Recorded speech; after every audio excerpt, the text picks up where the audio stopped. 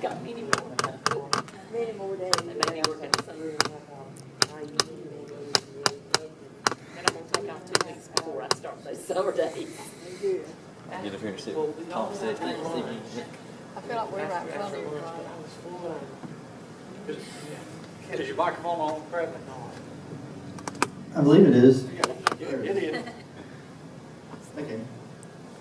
All right. Good evening, ladies and gentlemen. Good evening. My name is Bradley Houston, and tonight I'm going to be talking to y'all about the art of grilling ribs. Now, tonight I'm going to be talking to y'all about the different rib styles, the ingredients used, and then we'll get to the fun part of how to prepare the ribs, and then we're excited, and questions at the end of the presentation. Now, the different rib styles, according to a website that I found on Big Daddy's Kitchen, that there are 3 different types of ribs between the spare, the baby back, and the country style ribs. Now, the spare ribs, they have a lot of bones, and they're pretty big, but there's not a lot of meat.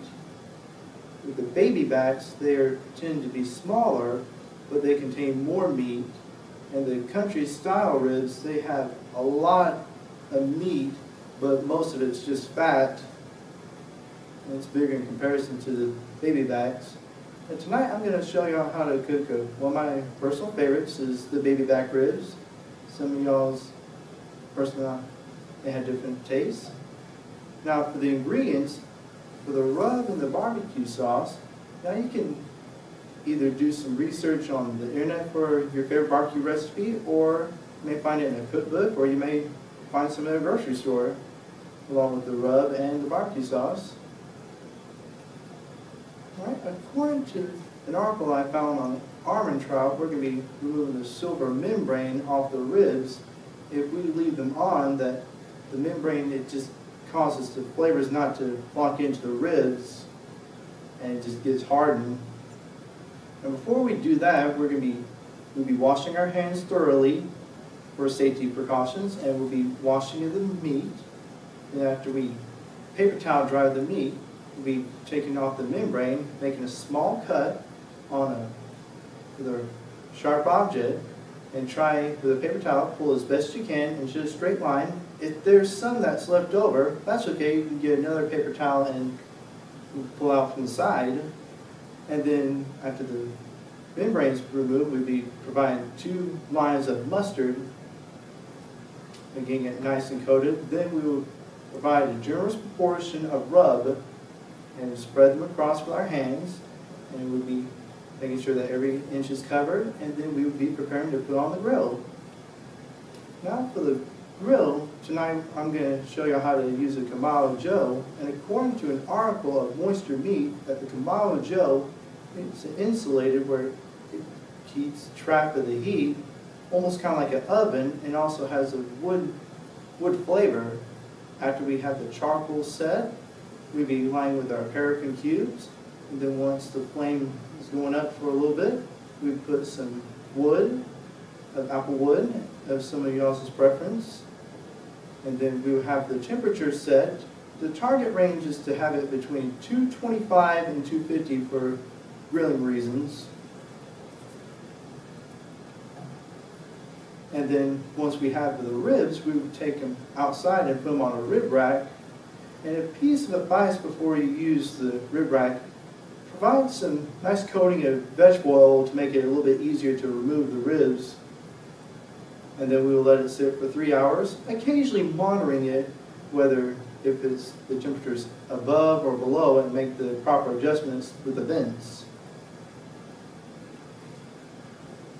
Then after 2 hours, we will be taking up aluminum foil, which would be 2 pieces of aluminum foil for 1 rib, and we will also have some fresh bacon drippings that I cooked for lunch, and have a bottom part having the bacon drippings, and also with the top, and then making a nice folding pattern to make sure it holds all the juices. Repeat for the same thing, depends on how many ribs you're cooking, and then we let them sit for another 2 hours.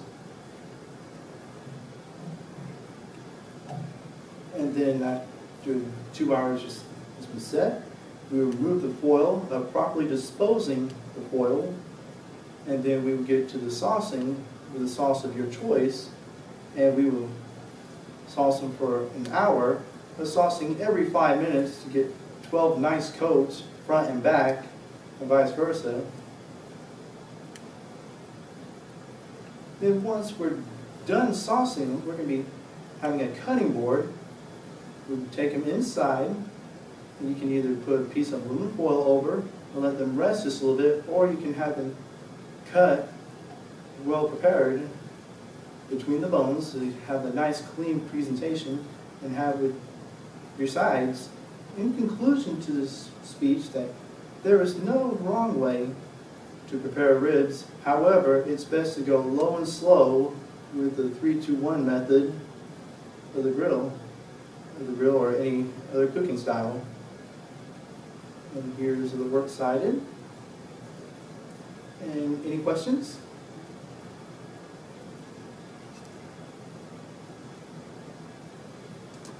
What kind of mustard did you use? French's mustard. That basically the mustard, you can't taste the mustard, it's just used as a cohesive bond just to hold everything together. Bradley, what kind of charcoal do you use to last that 6 hours?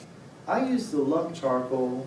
Now with the lump charcoal versus the regular charcoal, with the lump it tends to last a little bit longer, while the regular charcoal, it was just be gone in an instant. You have to keep on adding more. Have you ever cooked your ribs on a gas grill as opposed to charcoal? I haven't cooked on a gas grill.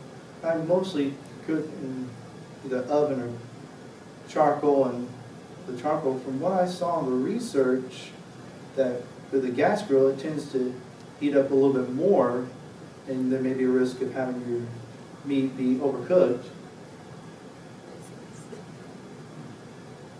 How long have you been cooking ribs?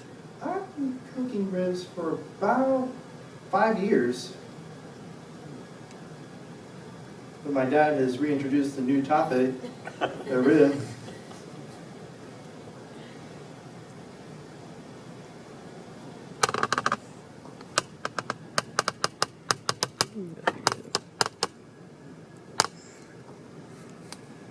Are we gonna get this afternoon?